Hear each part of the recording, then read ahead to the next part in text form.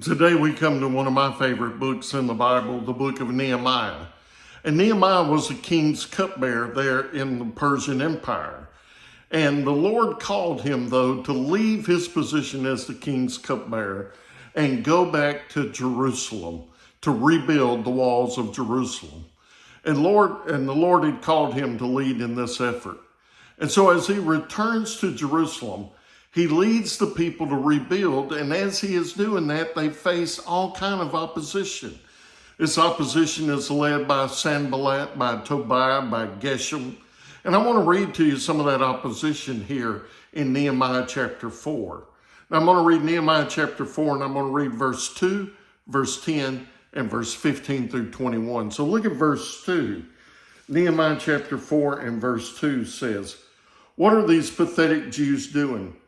Can they restore it by themselves? Will they offer sacrifices? Will they ever finish it? Can they bring these burnt stones back to life from the mounds of rubble?" And they faced being mocked. Verse 10, "In Judah it was said, the strength of the laborer fails since there's so much rubble. Will we never be able to rebuild? We will never be able to rebuild the wall." They faced discouragement.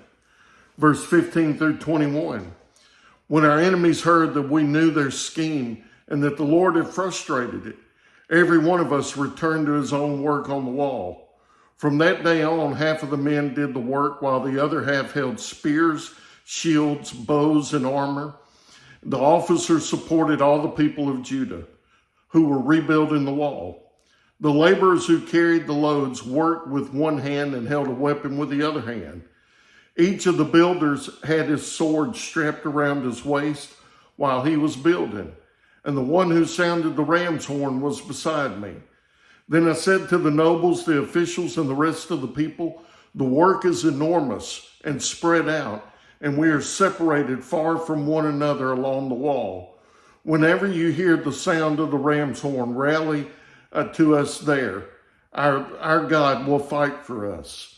So we continued to work while half of the men were holding spears from daybreak until the stars came out. And so in this, they faced altering their plans and dividing up their workforce, but they persisted on. See, the enemy tried to keep them from doing the Lord's work, but they persisted on. And Nehemiah was alert to the enemy around them. And it reminds us that we need to be alert to the enemy around us as well. The enemy that's trying to keep us live for the Lord and do the Lord's work, and that's Satan. And so I want to encourage you, be alert and be ready.